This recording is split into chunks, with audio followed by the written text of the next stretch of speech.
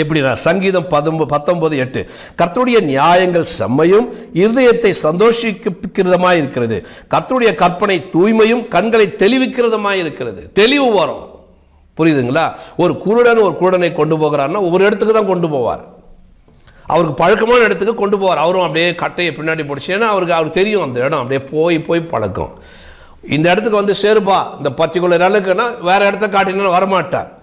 அதே போலதான் கண்கள் கூடாய் இருக்கிற ஜனங்களுக்கு கண்களை தெளிவிக்கிறது இந்த வேத வார்த்தை. எப்படி என்றால் சத்தியத்தை அறிந்து கொள்ளவும், எது சரி எது சரியில்லை எல்லாத்தையும் கேட்டான்னு வச்சு, மனுஷன் அவன் தப்பு செய்தான்னா அவர் சொல்றார், இல்லை நான் தப்பு இல்லை, நீ தான் தப்பு செய்த. நீங்கள் எங்கே பார்த்தாலும் அரசியல் ஆகட்டும், வாழ்க்கையாகட்டும், குடும்பமாகட்டும், நான் இல்லை நீ தான், நீ இல்லை நான் தான், இப்படி ஒருவர் மேல் ஒருவர் குற்றம் சொல்லுவதை நாம் பார்க்கிறோம்.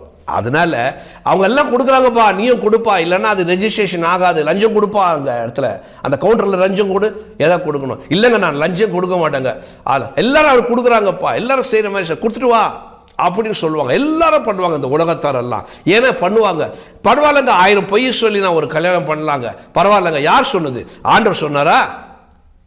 அதனால தான் சில கிறிஸ்தவர் கூட என்ன பண்ணுறாங்க, உலகத்தின் வார்த்தைகளை கூட எடுத்து வைத்துக்கிறார். பரிசேயர் சதுசேயரை போல உலகத்தின் வார்த்தைகளை கூட எடுத்து, பரவாயில்ல இதை பண்ணலாம், பரவாயில்ல. கண்கள் திறக்கப்படவில்லை, கண்கள் திறக்கப்படணும். பரிசுத்த புத்தகத்தை வேதத்தை நாம தியானிக்க ஆரம்பித்தோம்னா கண்கள் திறந்துடும்.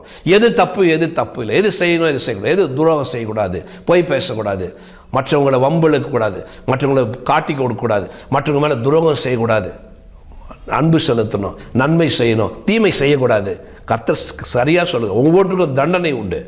தீங்கு செய்யவனுக்கு ஒவ்வொருக்கும் தண்டனை உண்டு, கனி கொடுக்காத ஒவ்வொருக்கும் தண்டனை உண்டு கர்த்தர் சொல்லுகிறார். அப்போ நான் செய்யக்கூடாது, கர்த்தர் சொல்லியிருக்கிறாரு என்னை ஆஸ்வதிக்க மாட்டார் என்ற கண்கள் திறக்கப்படும். இல்லை அவன் எல்லாம் அப்படிதான்ப்பா கொடுக்குறான், நீ கொடுத்துட்டு போ அப்படின்னா, எல்லாரும் போல ஒரு ஆடு போடினா பின்னாடி எல்லா ஆண்டும் போகுமா? ஒரு ஆடுக்கு ஒரு 2 மீட்டர் தூரம் தான் அதுக்கு இடம் தெரியும். ஒரு ஆடு போய் அந்த குழியில போய் விழுந்ததுன்னா எல்லா ஆடுகளும் போய் அதே குழியில விழும். அது ஒரு கல்லு மேல ஏறிச்சுன்னா எல்லா ஆடும் கல்லு மேல ஏறும், அது திரும்பிச்சுன்னா எல்லாரும் திரும்பும். அது போல மனுஷன் ஆடுகளை போல இருப்பதினால அவன் செய்யறான், நானும் செய்யறேன், அப்படிதான் வாழும் இந்த உலகத்தில், வேற வழி இல்லை அப்படிதான் சொல்லுவான். அந்த வேதத்தை படிக்கிறவனோ கண்கள் திறக்கப்படும், கண்கள் திறக்கப்படும். கண்களை தெளிவாக்குறமா இருக்கிறது கர்த்தருடைய வேதம்.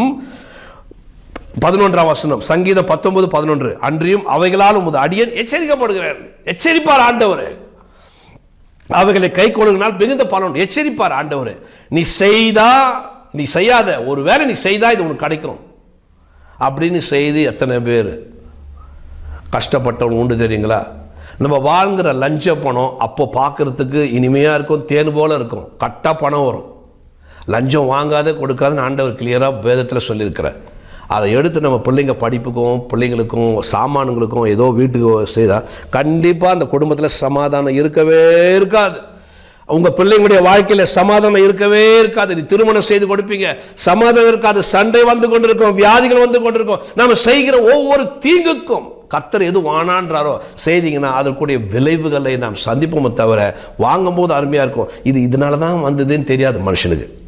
நம்ம செய்த தவிர, ஐயோ யாரோ ஒரு குடும்பத்தை லஞ்சம் கேட்டு ஏதோ ஒரு சர்டிஃபிகேட் கொடுக்கணும், ஏதோ நல்லது செய்து கொடுக்கணும்னு அவங்க கஷ்டப்பட்டு இங்கே அங்கே கடன் வாங்கி கொண்டு வந்து லஞ்சமாக கொடுக்குற பணத்தை நீ வாங்கி அனுபவிச்சுன்னா உன் குடும்பத்தில் பிள்ளைகள் ஒரு நாள் அவர்கள் அனுபவிப்பார். நமக்கு தெரியாது இதனால தான் வந்தது, வழி இதுதான், நம்ம என் வீட்டில் வந்த வியாதி, என் வீட்டில் வந்த கஷ்டம், என் வீட்டில் சமாதானம் போச்சு, இதுதான் தெரியாது ஜனங்களுக்கு. அதனால தான் கண்கள் திறக்கப்படலை. தேவனுடைய வார்த்தை தெரிந்ததுன்னா செய்ய மாட்டாங்க.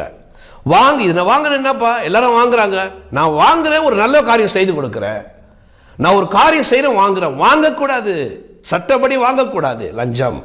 அதனால அதன் மூலியமாக வருகிற பரம்பரையாக வந்த வியாதி, கணவன் மனைவி பிரிந்தது, பிள்ளைகள் முரட்டாட்ட பிள்ளைகள், படிக்காமல் பிள்ளைகளுக்கு மூளை புத்தி சரியாமல் வராதது, எவ்வளவு காரியங்கள் வரும் தெரியுங்களா? உங்களுடைய லைஃப்பில் அப்படியே ஜென்ரேஷனாக போகும். ஒருத்தர் செய்கிற பாவம், பொய் சொல்லி அட்மிஷனுக்கு சேர்த்துறீங்கன்னா உங்கள் பிள்ளைங்க, அன்றைக்கு அந்த குழந்தை நல்லா படித்தா கூட அந்த குழந்தைங்களுக்கு ஒரு சாபத்தை நீங்கள் வைத்து விடுறீங்க.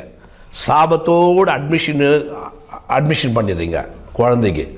சரியான வயதில் அட்மிஷன் கொடுக்கணும் பிள்ளைகளுக்கு, சரியான சர்டிஃபிகேட்டில் சம்பவங்களை கொடுக்கணும் ஸ்கூலுக்கு.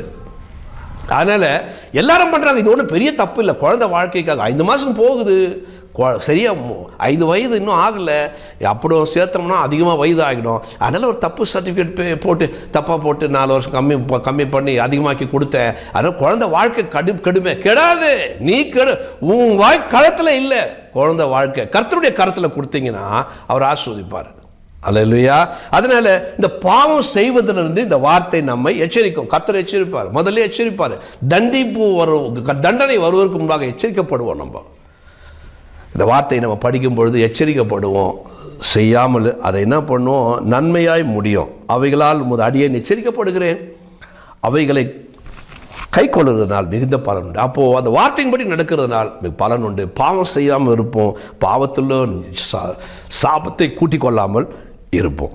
அப்போ என்னன்னா, நான் இது செய்தா என்ன, அது செய்தான்னா வாலிப பிள்ளைகள் கேட்குறாங்க. அது பண்ணா என்ன, எல்லாரும் பண்ணுறாங்க நான் பண்ணுறேன், அவன் போகிறான் நான் போகிறேன், அவன் பார்க்குறான் நான் பார்க்குறேன், அவன் பண்ணுறான் நான் பண்ணுறேன், இப்படி பண்ணிக்கலாம், அப்படி செய்துக்கலாம், இரவு பகல் ஒன்றா தங்கிக்கலாம், ஆணும் பெண்ணும் இப்படி பண்ணலாம். இதெல்லாம் ஒன்றுமே இல்லை. எது நீ செய்தாலும் செய்துக்கோ. பிரசங்கி 12:14 சொல்லுகிறது, நீ எதை பார்க்குறியோ, நீ படம் பார்க்கலாமா, சினிமா பார்க்கலாமா, இந்த காட்சியை பார்க்கலாமா, இந்த மீடியா பார்க்கலாமா, இந்த படம்லாம் பார்க்கலாமா, பார்த்து சந்தோஷத்துக்காக நான் பார்க்குறேன், நான் ஒன்றும் தப்பு செய்யலையே. நீ எதை பார்த்தாலும் பார்த்துக்கோ, எந்த தீமை செய்தாலும் செய்துக்கோ, நீ எந்த நன்மை செய்தாலும் செய்துக்கோ. ஆனால் ஒன்று நிச்சயம், பிரசங்கி 12:14 சொல்லுகிறது, ஒவ்வொரு கிரியையும் அந்தரங்கமான ஒவ்வொரு காரியத்தையும் நன்மையானாலும் தீமையானாலும் தேவன் நியாயத்திலே கொண்டு வருவார்.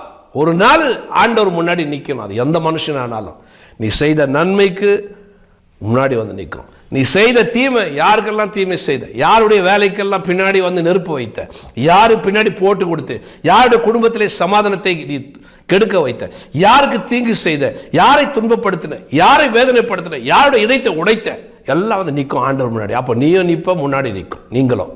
அதனால நன்மையான காரியம் யாருக்காவது நன்மை செய்தீங்களா, அதுவும் வந்து நிற்கும். அது நீங்கள் செய்த எல்லாம் ஒரு நாள் முன்னாடி வந்து நிற்கும் என்பதை மறந்து போவாதீங்க. God bless you.